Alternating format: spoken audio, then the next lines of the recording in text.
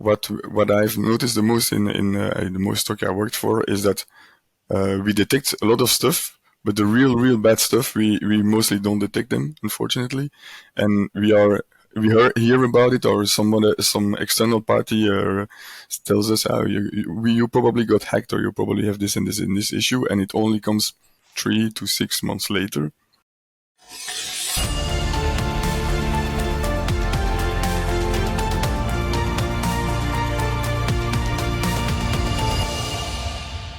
Welcome to Blue Team Diaries, the podcast that celebrates and honors the professionals who work tirelessly to defend their organizations and those who build tools to support defenders. In each episode, host Peter Manev invites his guests to share their stories and experiences in a fun and lighthearted conversation. Blue Team Diaries is sponsored by Stamus Networks, a global provider of network-based threat detection and response solutions. Learn more at stamus-networks.com. Hi and welcome to the Blue Team Diaries. I'm Peter Manev, and today my guest is Yorkvik Jacqmin. Yorkvik started his security career as an incident responder at CERT BE and never left the field of security since then.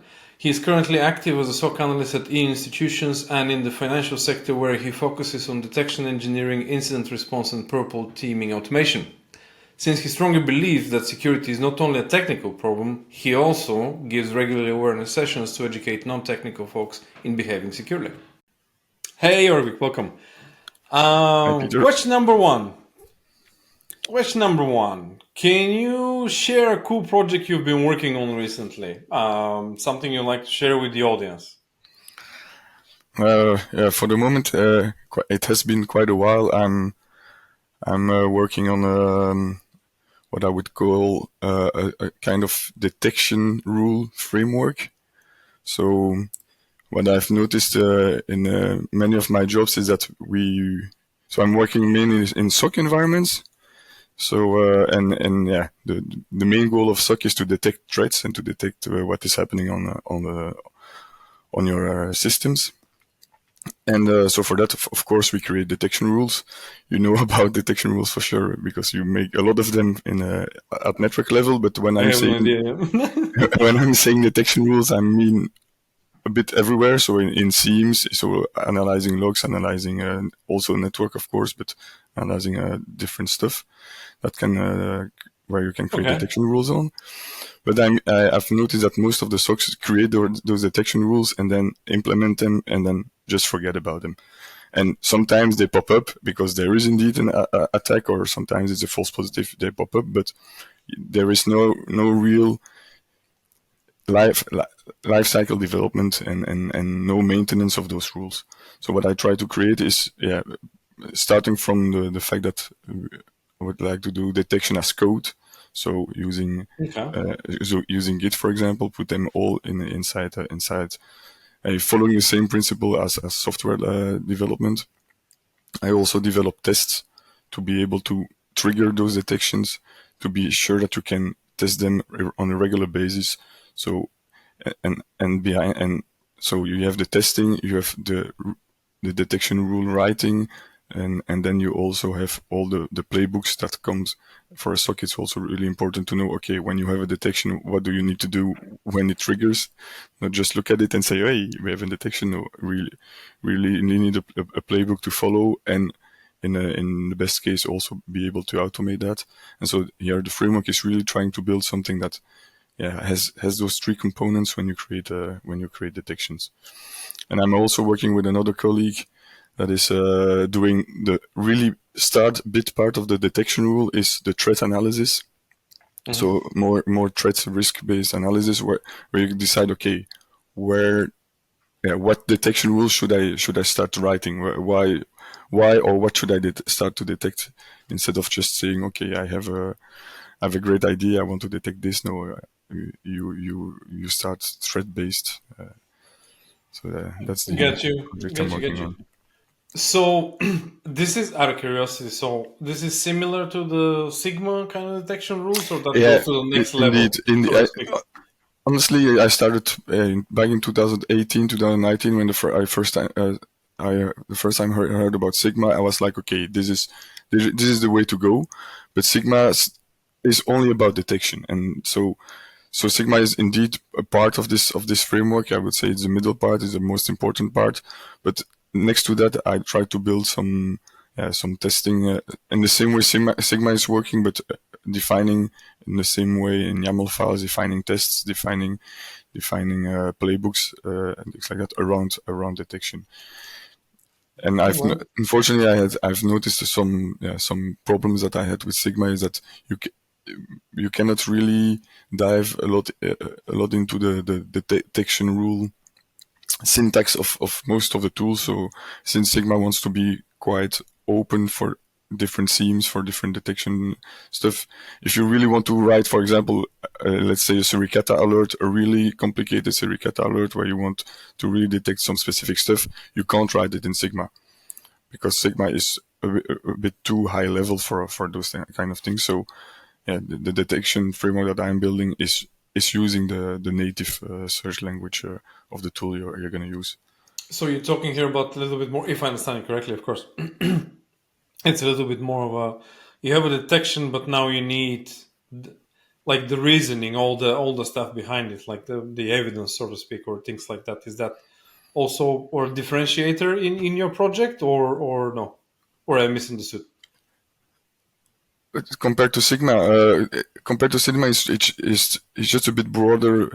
It's not only about detection; it's really about the whole detection life cycle.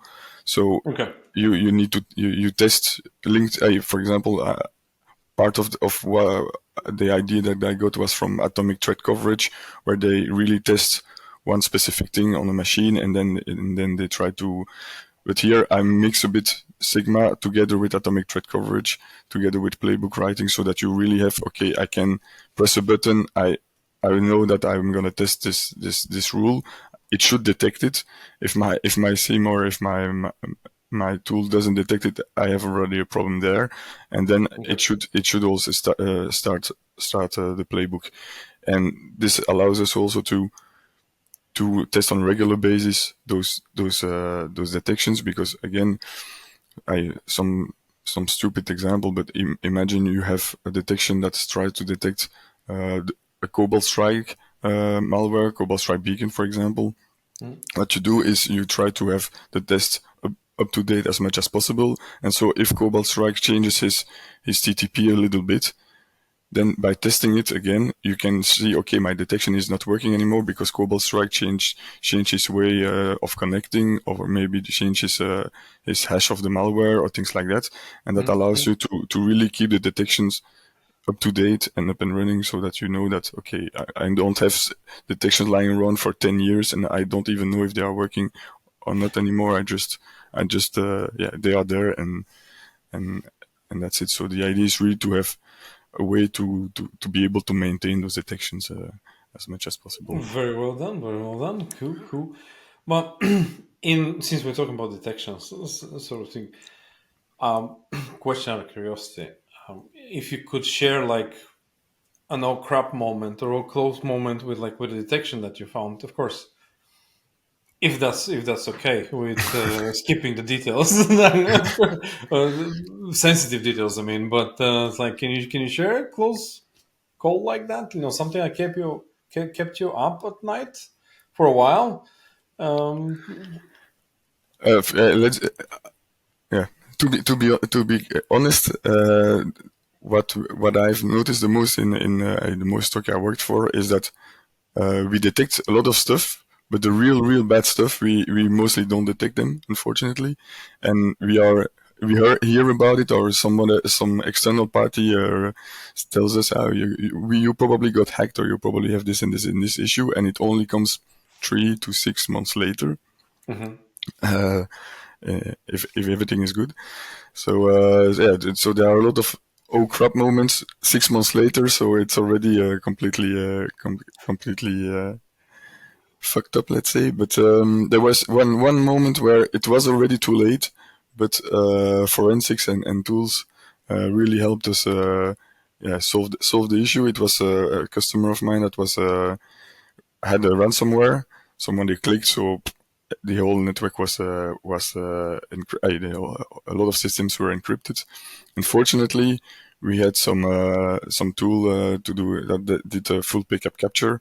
I'm speaking about 4 or 5 years ago, and the bad guys fortunately send the key over in clear text. So we just carved the key to decrypt everything from the PCAPs. And that was really good because they were asking quite a lot of Bitcoin, so that helped. That That's a helped a lot. very cool story, by the way. Well, I've never heard something like that. Or that's pretty cool. Okay, all right, But maybe. again, I think the bad guys learn from that because now they probably will send the Yeah, key yeah. over not in clear text. But back then, it was the beginning of the ransomware stuff, and yeah, that really saved the day.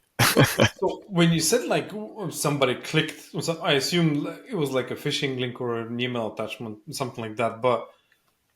And I assume there was, by way of just speculating, there was lateral movement and all that, so a lot of systems got locked and things like that. It was a not really lateral. Yeah, it was lateral movement, not really lateral like we would say lateral because it was encrypting SMB. It was encrypting network shares, things like that. So it's indeed lateral, but yeah, not really other computers.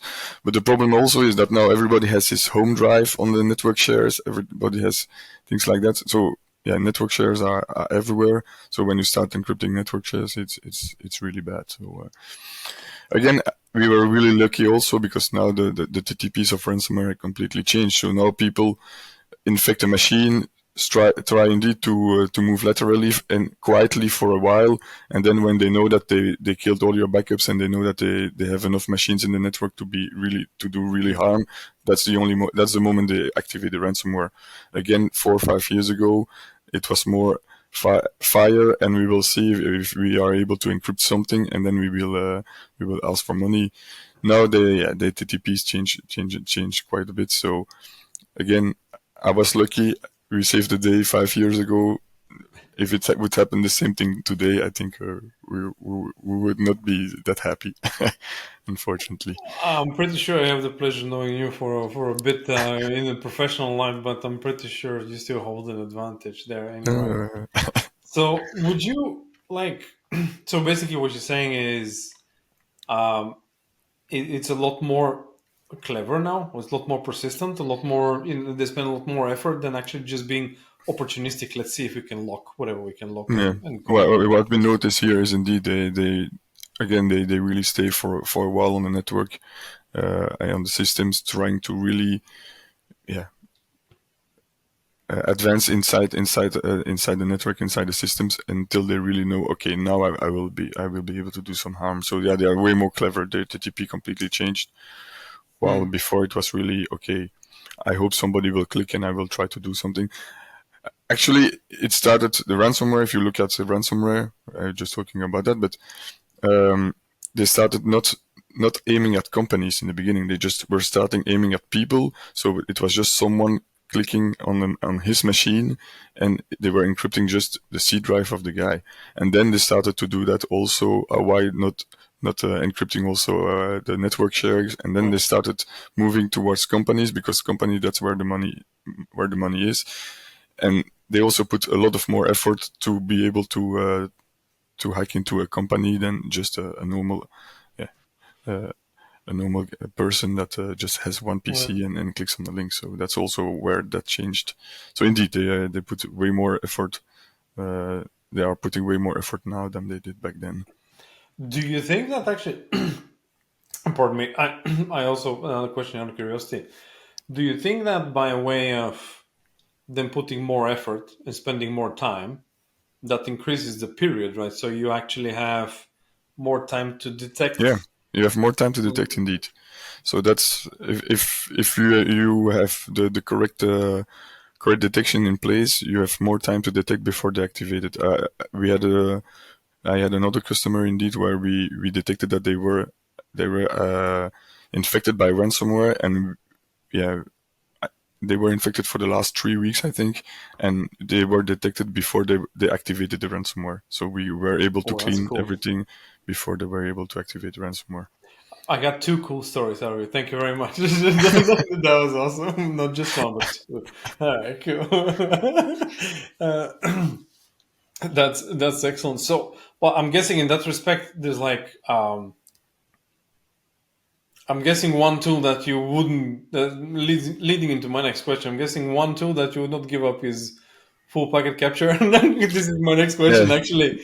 What is your go-to tool? I yeah, don't want to jump into it, but I don't want to drive into it. But like, what is your go-to tool that you yeah. use every day that you couldn't live without? What's the one tool that you Yeah, won't give full up? packet capture is indeed one of my favorite tools. I try to convince most of my customers to install it. I started working with. I heard about Moloch, so Moloch that now became Archime. Arc, I started about 10 years ago using that as a full pickup capture tool, and yeah, the first time I used it, and the first time I installed it was like, okay, whoa, this is really amazing. One of my colleagues back in the days told me, before we were blind, now we see everything, because also most of the attacks happen on the network and somehow. So there is exfiltration, there is somebody clicking on the link, somebody downloading some malware. So the network is a really big part of it. And yeah, with full pickup capture, if you can afford it, it's it makes your your life as an analyst way more easier. Now the problem that you have most of the time now is that 90% or even more of the traffic is encrypted. You have exactly the same issue with IDS, I suppose. Mhm. But yeah, there are also, when I arrive at the customer, that allows me to, that says me, okay, how can we have all decrypted data inside something like the pickup, and I can implement this kind of stuff. Right. That's really wonderful. Again, not always 100% GDPR compliant, but again, if you use it, That's a tough one to be compliant on this. yeah, if you use it for the good reasons, for the security reasons, you log everything you do. I think it can be more or less GDPR compliant, and you can again have a visibility that is crazy and solve a lot of problems with full pickup capture. So, question out of curiosity about the full packet capture. It's the like it in terms of let's say a monitoring observation. It's like kind of the ultimate truth, right? So you have the packet capture in there. That is the actual forensic evidence, if you will, network forensic evidence and all that, because it has everything in there.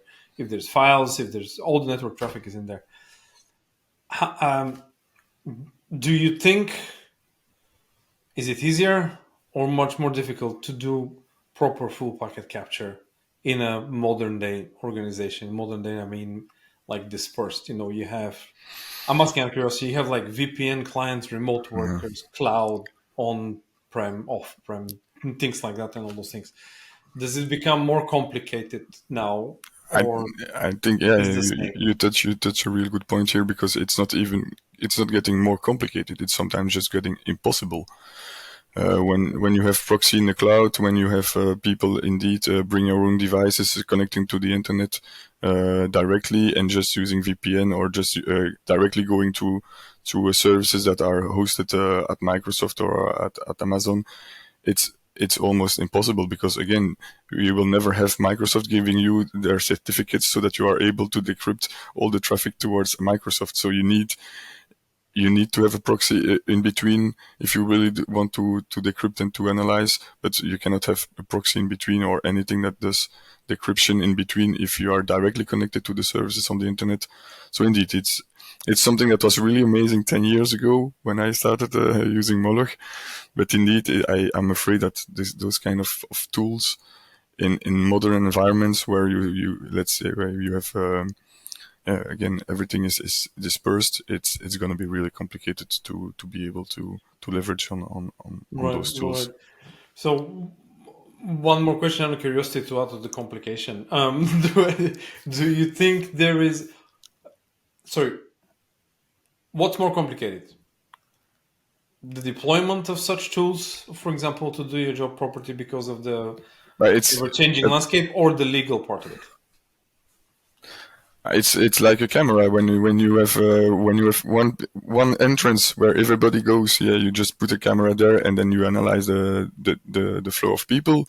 Right. If you have people are running everywhere and working from home, how you will not put a camera in their home? So hey, that would be the ultimate solution, is to put a camera in everybody's home. But again, that's not possible. That's not really compliant with a lot of stuff. It would be a So bit intrusive, yes. yeah, that is the main problem, is that you are indeed completely scattered. And even before, when you had people homeworking, again, people were homeworking, they put on their VPN, all the traffic was routed through the company, and you could install there the full pickup, or you could install there all the stuff to do the analysis. Now people don't, it's not like that. It's work anymore. Everybody, when they work at home, they connect directly to the Google Drive, their Microsoft Office 365, and they work from there. So no, I'm a bit afraid it's going to be impossible. I think the only solution would be, again, like I said, putting a camera inside the people's home. So I mean, putting the full pickups on the machine, on the endpoints themselves. But that means that if you have 5,000 endpoints, it means that you need 5,000 pickup. You That need, brings complications, yeah. yeah. So that's going to bring the big So, complication. if you allow me, you started by mentioning that the threat actors are getting more and more sophisticated. Okay, we have advantage, disadvantage in all cases, but it's not the same as it was before. It's more difficult to deploy tools. There's legal considerations as well. So if you have to give one piece of advice to someone thinking about becoming like a cyber defender, a blue teamer, like you, so is it one piece of advice, or is it like what would you say? Again, yeah, you're right. For 10 years ago, 15 years ago, I think it was easier also for hackers, but easier for the defenders to do what you want to do. And because, yeah, the technology was different, let's say. And now it evolves, it changes completely, and it probably will change back or change again in 10 years. And to become a defender, what I always say is, you really need to understand. You don't need to like security. You need to understand IT. You need to understand the protocols. You need to understand what is going on behind it, and then you can understand what is attacker doing, or what is normal, what is abnormal, and that's how you do it. So I would say, for someone to become a defender, yeah, first be interested in how things work. And once you know how things work, you will be able first also to hack it, but also to defend it, because you will not be able to defend it if you don't know how it works, or if you don't know how somebody would hack it, for example. So Right. yeah. And but so what motivates you to stay in this field, to work in this field? Because it's without a doubt it's very demanding, right? So hack attacks, things like that, CVEs, they come and go with disregard of really what you have planned for the night or the weekend, so to speak. So it's definitely not type of a relaxing job and all those things. But like, why do you stay in there? Why do you keep doing it? Because I don't like relaxing job, I think, because otherwise, indeed, I wouldn't be in this area. So when it starts to be too easy or too relaxing, I get bored, and I I flee. But what I also really like in the security is that it's not all about only about IT. It's not only about bits and bytes. It's it's uh, it's also social. You have to, because social engineering is a big part of security. So you need to also to understand the human. You need to understand how a human works, not only how the machine are working. I also give some awareness sessions to people, because when I worked, That's a awesome. lot of incidents that I have. Yeah, 90% or even more of the incidents you have always start with the phishing, with the people that click something or install something. So people need to get aware of what they are doing on the internet. Everybody's on a computer now. And so, for example, yeah, those awareness sessions are really nice, and that's something you can't do in a world when you are just programming and you don't see any. So you see, security is has a variety of aspects, not only technical but also social and things like that. So that's also, yeah, the interesting part of security, in my opinion. It's not not just technical, but also a lot of other aspects come into The play. social aspect of it, very cool. Well, how did you become a cyber involved? What made you do that? Were you walking down the street one day and said, "This is what I'm going to do," or how did it work? I I always liked computers, of course. So I studied computer science, and then my first job, I studied electronics with a minor in computer science, and so my first job should have been to work for an electrical company, but uh, it was not a good moment at that time because it was just after the crisis of 2008, and so Okay. a lot of companies weren't hiring, and so I end up with my first job a bit by not by mistake but by luck at the Belgian CERT, so the Belgian computer emergency response team, and I would imagine they're busy. yeah, and again, when we speak about almost 15 years ago now, uh, it was also not the same as now. Security was still growing. Not everybody, especially back in the days, not everybody was doing security or even understanding what's really real security meant. And and so yeah, I arrived there in the team. There were five, and I was replaced. There were six, and was replacing someone that was leaving. So we were just a small team of six people. So yeah, I learned a lot there. Uh, it was with really gurus of the security that that are still well known in Belgium, at least, like Koen van Impe, Christian van Urk, and things like that, and guys like that. And they really learned me everything they knew. So I spent 6 months just fetching from them and learning from them, and trying to get all the possible information that I could. And yeah, and yeah, it That's started also growing from there. you drank water from the well. Yeah, So yeah, exactly. And I end up starting my first job with one of the with a really good team of really experts in the field. While again, 15 years ago, there were not so many experts at all. So yeah, I was really lucky to end up there and to start up there, and then I spent there 3 years, 3 years and a half, and then I became a self-employee. But yeah, those were I took a lot from them back then. excellent. I learned a lot. It was really nice. You're also doing a lot too. So I guess that one catches up Um, with the other. But you were very thankful for that experience and opportunity, and I'm sure as would anybody be. Those are great names to be learning from. Final question: if you'd like to give a shout out to somebody, anybody that a mentor that helped you, a person that gave you a first job, something like that, who would that be? again, those guys from Serbia were really really guys that helped me to start my career and to give me really the passion of security. And I think if I have to choose one of them, I can say Koen van Impe, which is was really a great colleague. And again, they were giving me their passion, and it's from them that I learned from the gurus back then. And I'm very I'm thankful for that as well because if it wasn't for him and for them, I wouldn't be talking to you now. So much appreciated as thank you, well. Me too. Um, Yorkvik, thank you very much for your time and for being with us. thank you for Thank having you me. very much. Thank you very much for being on the blue team as opposed to other teams. I much appreciate that, and it's a real pleasure and honor to having you here with us. Much appreciated. Please keep doing what you're My doing. pleasure. Much appreciated. Thank you, Yorkvik. Thank you.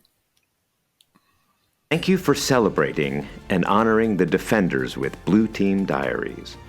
You can find this and all our previous episodes on Spotify, Google Podcasts, Apple Podcasts, and YouTube. If you're interested in learning more about our sponsor, Stamus Networks, please visit stamus-networks.com.